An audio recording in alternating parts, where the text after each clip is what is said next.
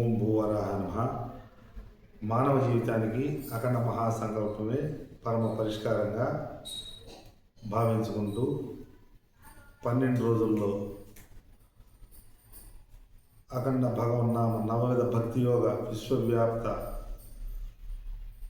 సంకల్పంగా 8వ రోజు ద్వాదశాచ ప్రమాణంగా ద్వాదశ జ్యోతిర్లింగాల ప్రమాణంగా 8వ రోజు సందర్భంగా అఖండ మహాసంకల్పమే పరమ ప్రమాణము పునశ్చరణ చేసుకుంటూ సింహావలోకనం చేసుకుంటూ గత వీక్షణలు 7 వీక్షణల్ని పునశ్చరణ చేసుకుంటూ మానవ జీవితానికి అఖండ మహాసంకల్పం 4 అంశాల ద్వారా ప్రతినిత్యం బ్రహ్మాండ నాయకుడి వద్ద చెప్పబడేటువంటి శ్వేతవర కల్పి అనేటువంటి అనంతమైనటువంటి కాలం, దేహాత్మ విచారణ, పరమాత్మ తత్వ విచారణ, జీవిత సూత్రం వీటి ద్వారా శ్రీ విశ్వచక్ర ప్రమాణాన్ని భూమాత నిరంతరం ఇస్తోంది, మోస్తోంది, పరమాత్మ నిరంతరం ప్రాణశక్తిని ఇస్తున్నాడు అనేటువంటి మూల భావాన్ని ఎవరు నిత్య సాధనగా సనాతనం, పురాతనం, నిత్య నూతనం, సనాతనమైనటువంటిది నిత్య నూతనమైనటువంటిది ఏంది అని ఒక ప్రశ్న వేసుకుంటే అది పురాతనమైనటువంటిది. పురాతనమైనటువంటి 4 వేదాలు, 18 పురాణాలు, సమస్త వాంగ్మయం మానవ జీవితానికి పరిష్కారంగా నిలబడ్డది. ఏ విధంగా అని చెప్పానంటే, నేనెవరు, నువ్వెవరు, ఎవరెవరు, ఈ విశ్వం ఏంది, పరమాత్మ ఎవరు, ఈ మానవ దేహం ఏంది, దేహం ఏ విధంగా, దేహం యొక్క లక్ష్యం ఏంది, దేహం, జీవం, పరమాత్మ అనంతమైనటువంటి విశ్వం, దీంట్లో సాధించాల్సినటువంటి కర్తవ్యం, దీన్నంతా ఎవరు మార్గనిర్దేశం చేశారు, దీన్ని అనంతమైన కాలంగా ఎవరు చెప్తున్నారు, అసలు అక్షరమే ఎక్కడి నుంచి వచ్చింది అనేటువంటి అనేక రకమైనటువంటి ప్రశ్నలు, తర్కంతో కూడినటువంటి జిజ్ఞాసతో కూడినటువంటి స్థూల స్థితి నుంచి సూక్ష్మ స్థితిలో ప్రశ్నలు వేసుకుంటే ఆర్తులు, అర్ధార్థులు, జిజ్ఞాసులు, జ్ఞానులు అని 4 స్థితులు కలిగినటువంటి పరమాత్మ ద్వారా, భగవద్గీత ద్వారా నిర్దేశించబడినటువంటి పరమాత్మ తత్వంగా మహర్షుల ద్వారా సూక్ష్మ బుద్ధితోటి సూక్ష్మ స్థితిలో మాత్రమే ఈ ప్రశ్నలు, సందేహాలు కలుగుతాయి. ఈ సందేహాలు కలిగినప్పుడు ఆ దేహమంతా సందేహమయమైనప్పుడు ఈ సందేహాన్ని ఎవరు తీరుస్తారు అని మరీ ఇంకో ప్రశ్న వేసుకుంటే, ఒక 10 నిమిషాల పాటు నేనెవరు, పరమాత్మ ఎవరు, మానవ జీవితానికి సంబంధించిన సూత్రం ఏమి, విధి విధానాలు ఎవరిచ్చారు, ఎవరు చెప్తారు, ఏ రకంగా తెలుస్తుంది అనేటువంటి తర్క విచారణ చేసుకున్నప్పుడు 200 సంవత్సరాలు మా తాతగారు ప్రతిష్టాపనాచార్యులుగా 19వ శతాబ్దంలో రాష్ట్ర వ్యాప్తంగా 200 దేవాలయాలు ప్రతి సువర్ణ కంకణ బిరుదాంకితులై మా తల్లిదండ్రులు 100 సంవత్సరాల దేవాలయ సంకల్పాన్ని, నవవిధ భక్తి యోగాన్ని, చతుర్విధ పురుషార్థాన్ని అమలు చేసుకుని జీవన్ముక్తులైన సందర్భంలో స్పష్టంగా ప్రత్యక్షంగా గ్రహించి అనంత విశ్వసేవా కేంద్రంలో అఖండ మహాసంకల్పమే పరమ ప్రమాణమైనదని 2011లో అఖండ మహాసంకల్ప ఫౌండేషన్ని అనంత విశ్వాలయంలో విశ్వవ్యాప్తంగా చేసేందుకు ఈ పుస్తకం ద్వారా 18 యజ్ఞములుగా వ్యాప్తిలోకి తీసుకుపోయాము. పూరి జగన్నాథుడు 18 యజ్ఞముల తర్వాత పూరి జగన్నాథుడు వద్దకు వెళ్ళి ఈ విశ్వచక్రం స్వామివారి దగ్గర తాకించి, కాశీ విశ్వేశ్వరుడి దగ్గర 2011లో ఆ స్వామిని ఆవాహన చేసుకొని ప్రతినిత్యము ద్వాదశ జ్యోతిర్లింగాల పరమాత్మ, స్వయంభూ పరమాత్మ ఆవాహన చేసుకుంటూ 108 దేశాల్లోని దివ్య దేశాల్లో పరమాత్మ ఆవాహన చేసుకుంటూ, పంచభూతలింగాల్లో నవనారసింహ క్షేత్రాల పరమాత్మని ఆవాహన చేసుకుంటూ, అష్టాదశ శక్తిపీఠ అమ్మవారిని ఆవాహన చేసుకుంటూ ప్రతినిత్యం శ్రీ విశ్వచక్రానికి అభిషేకం, 9 రకములైనటువంటి నవవిధ భక్తి యోగార్చన జరుగుతూ పంచమహాయజ్ఞాన్ని అమలు చేసేటువంటి సంకల్పంగా సంకల్పం చేసుకుంటూ దీన్ని వ్యాప్తిలోకి తీసుకుపోయేటు విశ్వచక్రాన్ని వ్యాప్తిలోకి తీసుకుపోయేటు సంకల్పంగా 5 నెలల క్రితం అనంత కేశోచ్చారణ ద్వారా విశ్వవ్యాప్తిలోకి వచ్చి విశ్వసేవగా దీన్ని విశ్వసేవ అంటారు. ఈ విశ్వసేవ అంటే ఈ 3 సత్యాలు దేహాత్మ తత్వ విచారణ, పరమాత్మ తత్వ విచారణ, జీవ సూత్ర నిర్ధారణ, ఈ 3 దేహానికి అన్వయం చేసుకొని తర్క విచారణ చేసుకోగలిగితే స్పష్టమైనటువంటి 12 గంటల నుంచి 1 గంట వరకు వచ్చేటువంటి అఖండ మహాసంకల్పంలో అనంతమైనటువంటి శ్వేతవరాహ కల్పి అనేటువంటి అనంతమైన కాలాన్ని చెప్తారు. మహర్షులు ఇమర్చబడినటువంటి మంత్రతత్వాన్ని చెప్తారు. కాబట్టి ఆ 3 స్పష్టంగా సంకల్ప స్పష్టత ఏర్పడుతుంది. చతుర్విధ పురుషార్థ నిశ్చయం జరుగుతుంది. తద్వారా దేహంలో ప్రతినిత్యం సనాతనం, పురాతనం, నిత్యనూతనం, ఒక నిత్యనూతనమైనటువంటి జీవితాన్ని ఆరంభించుకునేందుకు ఆస్కారం ఉంది. నిత్యనూతన జీవితం గతం వరకు జరిగినటువంటి, గత రోజు వరకు జరిగినటువంటి రకరకాల సందేహాలతో ఉంది. ఈ సందేహాలన్నీ స్పష్టత ఏర్పడుతుంది. నివృత్తి కావు, కానీ సందేహాలకు సంబంధించి పూర్వజన్మకు సంబంధించినటువంటి దోష ఫలం దేహంలో ఉంటుంది. ప్రస్తుతానికి వర్తమానానికి సంబంధించినటువంటి అఖండ మహాసంకల్పం ద్వారా మార్గ నిర్దేశం ఏర్పడుతుంది, స్పష్టత ఏర్పడుతుంది. గత నిల్వలు ఉండటం కాన అది ఏ రకంగా నిల్వ ఉన్నది అని చెప్పవచ్చు అని అంటే అసతోమ సద్గమయ, తమసోమ జ్యోతిర్గమయ, మృత్యోర్మ అమృతంగమయ. అసత్యంలోంచి సత్యంలోకి రాగలిగామా? మన దేహంలో, గృహంలో సంకల్ప స్పష్టత, చతుర్విధ పురుషార్థ నిశ్చయం ఉండి ఆ నిశ్చయంతో దేహంలో, గృహంలో, వ్యవస్థలో భూమాత, పరమాత్మ 5 అంశాలను పరిగణలోకి జీవించగలుగుతున్నామా? పరమ జాగ్రత్తగా. మళ్ళీ జాగృత అవస్థ, స్వప్నావస్థ, సుషుప్తి అని 3 ఉన్నాయి మానవ దేహానికి. సుషుప్తి, స్వప్నావస్థ, జాగృత అవస్థలో పరమ జాగ్రత్తగా ఈ 3తోటి మూఢత్వం లేకుండా మనసు, వాక్కు, క్రియల ద్వారా ఈ సంకల్ప స్పష్టతతోటి జీవించగలుగుతున్నామా? అసత్యంలోంచి బయటకు వచ్చామా? తమస్సులోంచి బయటకు వచ్చామా? మృత్యుభావాన్ని పరిష్కరించుకుని అమృత మార్గం వైపు ధర్మార్థ కామోక్షాల్లో జీవించగలుగుతున్నామా? ఆ సాధన ఉన్నదా? నవవిధ భక్తి యోగాల్లో ఉన్నామా?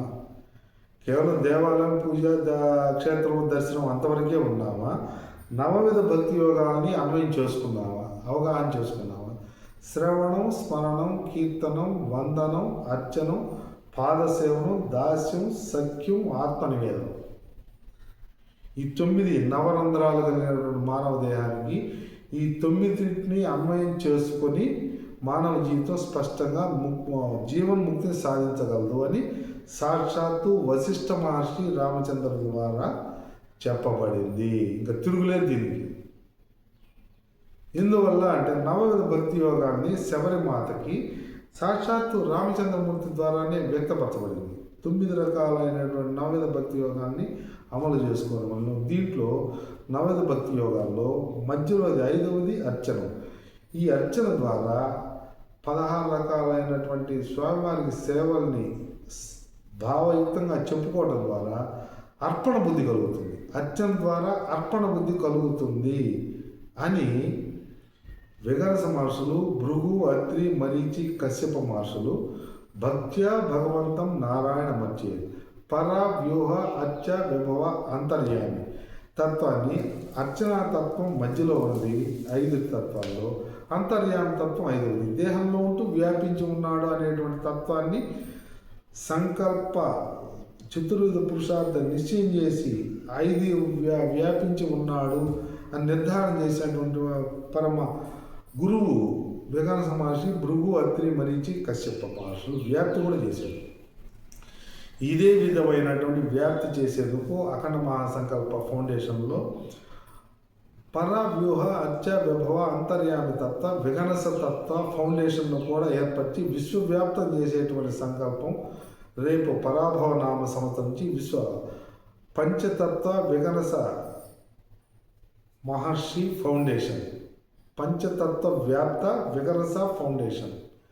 పంచతత్వాన్ని విగనస మహర్షులు చెప్పారు. పర వ్యూహ అర్చ విభవ అంతర్యామి దేహంలో ఉన్నాడని నిర్ధారణ చేసి ఉంటాడు పరమ స్పష్టంగా. వెంకట మహర్షుల వారి భృగు అత్రి మరించి కశ్యప మహర్షులు అనేక ప్రోక్తములు సంహితల ద్వారా ఆగమ శాస్త్రం ద్వారా షట్కాలార్చన వరకు దేవాలయాల్లో నిర్వహించవలను. పంచబేర తత్వంగా ఏకకాలార్చించి బ్రహ్మోత్సవం వరకు జరపవచ్చును. ఏ గ్రామంలోంచి ఏ దేశంలోనైనా అని చెప్పబడింది వైఖాన సాగమోక్తము మాత్రము స్పష్టంగా. ఏ గ్రామంలో అయినా ఏ దేశ విదేశాల్లో అయినా ఏకకాలార్చన నుంచి షట్కాలార్చన వరకు ధూపదీప నైవేద్యం నుంచి బ్రహ్మోత్సవం వరకు జరపగలిగే స్థితి వైఖాన సాగమోక్తానికి ఉన్నది అని నిర్ధారణ చేసి చెప్పబడినటువంటి స్పష్టమైనటువంటి వైఖాన సాగమోక్తం ద్వారా ఉన్నది. దీన్ని ప్రస్తుత కాలంలో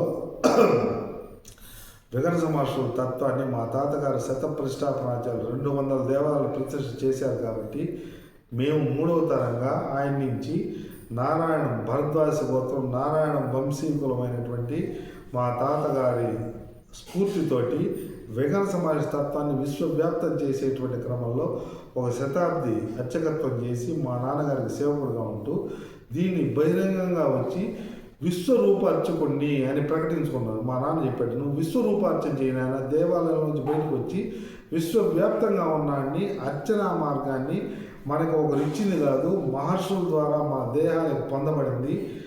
అష్టాదశ సంస్కారాలని మనకి చెప్పబడింది ఈ దేహానికి అని సంస్కారాలని అష్టాదశ పురాణాలని 4 వేదాలు ఎవరికి వాళ్ళకి ఇవ్వబడ్డాయి.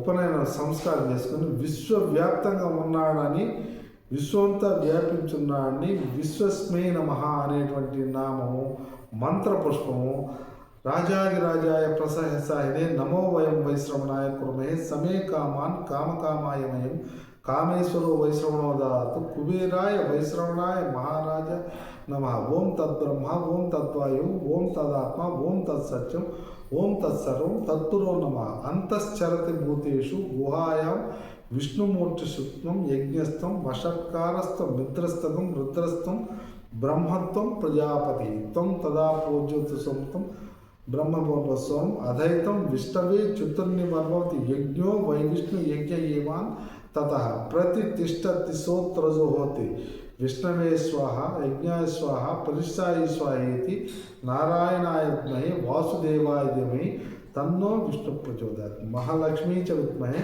విష్ణు పత్ని చ ధీమహి తన్నో లక్ష్మీ ప్రచోదయాత్. మహేశాయ విద్మహే వాగ్మి శుద్ధాయ ధీమహి తన్నస్య ప్రచోదయాత్. దాశరథాయ విద్మహే సీతావల్లభాయ ధీమహి తన్నో రామచంద్ర ప్రచోదయాత్. సుదర్శనాయ విద్మహే మహాజ్వాలాయ ధీమహి తన్నో మహాసుదర్శన శక్తి ప్రచోదయాత్ అని చెప్పని ఆ మంత్రం వ్యాపించింది, మంత్ర రూపంలో పరమాత్మ ఉన్నాడు అని మంత్ర పుష్పాన్ని మన దేహాలకి ఉపనయన సందర్భంగానే మంత్రాధీనం జగత్ సర్వం మంత్రంలో వ్యాపించున్నాడు అని చెప్పబడింది. కానీ విశ్వరూపార్చన చేయనాయన, విశ్వరూపార్చకుడు నువ్వు అని మా నాన్నగారు దేవాలయంలోంచి బయటికి దేవాలయంలో అర్చకత్వ అర్పణ బుద్ధిని ఇచ్చేటువంటి దాని కార్యనిర్వాహకత్వాలు జరగటం లేదు. మా నాయన ఎక్కడైనా అని కార్యనిర్వాహకత్వాలు జరుగుతున్నాయా? ఇది ప్రశ్న. విశ్వవ్యాప్తంగా ఎవరైనా అర్చకులు సి టెంపుల్స్, బి టెంపుల్స్, ఏ టెంపుల్స్, దేవాదాయ శాఖలో పనిచేసేటువంటి వాళ్ళు, ప్రైవేటు దేవాలయాల్లో పనిచేసేటువంటి వేల అర్చకులు, దేవాదాయ శాఖ ఇన్వెస్ట్మెంట్లో వేల అర్చకులు సక్రమంగా కార్యనిర్వాహకత్వాలు జరుగుతున్నాయా? అర్చకత్వాలని జరుపుతున్నారా? ధూప దీప నైవేద్య అర్చక పరివార ఆలయోత్సవ బ్రహ్మోత్సవాలు ఏ దేవాలయంలో గ్రామ దేవాలయం నుంచి రాష్ట్రవ్యాప్త దేశవ్యాప్త దేవాలయాల్లో ధూప దీప నైవేద్య అర్చక పరివార ఆలయోత్సవ బ్రహ్మోత్సవ కార్యనిర్వాహకత్వాలు జరుగుతున్నాయా?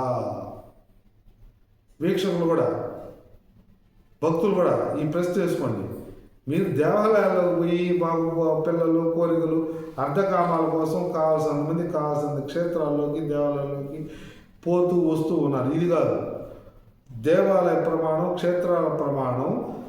దేహాన్ని సంకల్పంలో చతుర్విధ పురుషార్థాలని నిశ్చయం చేసుకొని బాల్యము, యవ్వనము, కౌమారము, వార్ధక్య దశల్ని గుర్తించి ఆశ్రమాన్ని బ్రహ్మచర్యము, గృహస్థాశ్రమము, వానప్రస్థము, సన్యాసాశ్రమాన్ని గ్రహించుకొని ఈ దశల్ని గ్రహించుకొని 4 దశల్ని బాల్యము, వార్ధక్యమని చతుర్విధ పురుషార్థ నిశ్చయాన్ని దేహంలో, గృహంలో, వ్యవస్థలో, భూమాత, పరమాత్మ 5 అంశాల పరంగా ఏ దేవాలయ ప్రమాణం కానీ క్షేత్ర ప్రమాణం కానీ దేహంలో, గృహంలో ఉన్నది అని చెప్పబడింది.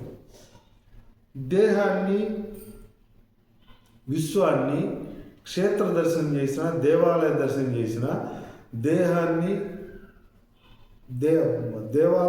దేహంలో క్షేత్రజ్ఞుడు ఉన్నాడని, దేహం క్షేత్రమని, గృహం క్షేత్రమని, అనంతమైన విశ్వం క్షేత్రమని, విశ్వక్షేత్రంలో క్షేత్రజ్ఞుడు అవ్యక్తంగా వ్యాపించున్నాడు, దేహం అనేటువంటి క్షేత్రంలో క్షేత్రజ్ఞుడు ఉన్నాడు, అనేక దేహాల్లో, జీవాల్లో క్షేత్రజ్ఞ స్థితిలో క్షేత్రజ్ఞుడు ఉన్నాడు.